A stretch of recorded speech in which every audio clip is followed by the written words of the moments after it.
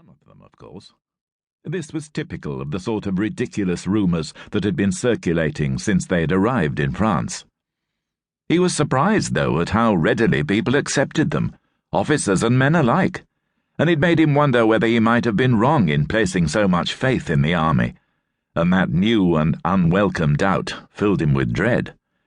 But it was not hard to see that their enemy had no such lack of confidence. There was distant booming somewhere quite far off over to the east. Lamb raised his head, and looking across the peaceful landscape in which a pale herd of cattle were grazing beside the arc of a river, scoured the horizon. But he could see nothing. They were still far away then, but still close enough at that, he thought.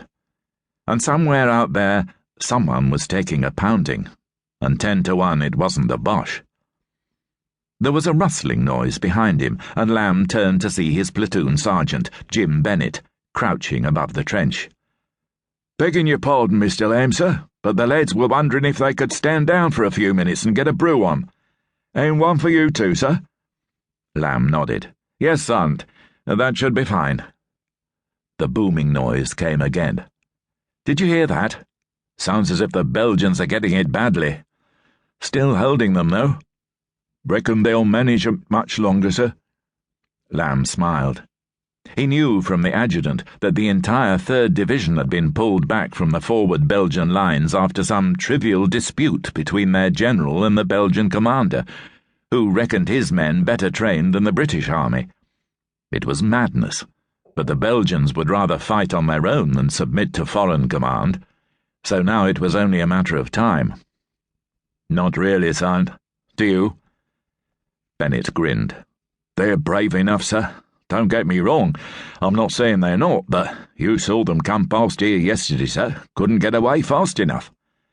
I'll give you that what's left up there must be better than that shower, but if you want my opinion, Mr. Lamb, them Belgians couldn't hold back a platoon of Girl Guides, let alone Jerry." Lamb nodded. "My thoughts too, sergeant. We'd best stay alert. You'd better get that tea on, or they'll all want some." As if to qualify his words, Lamb retrieved his tin helmet from where it had been lying on the parapet and placed it on his head, pushing the strap tight beneath his chin. Bennett nodded and ran crouching back to his trench. Jim Bennett was the linchpin of Lamb's platoon, had been since the start.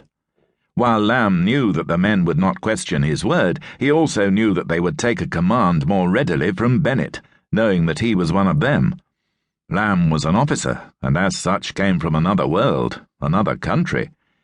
It was what the men expected, but it made the sergeant's role absolutely vital. In fact, Lamb mused, he was not perhaps as much of a gentleman as his men might suspect. For the past hour he had been trying to compose a letter to his ex-wife, Julia, with little success. How did you write to someone to tell them that while you expected to be killed at any moment, you had never stopped loving them, despite being unfaithful? He had embarked on the affair in the year that Hitler had come to power.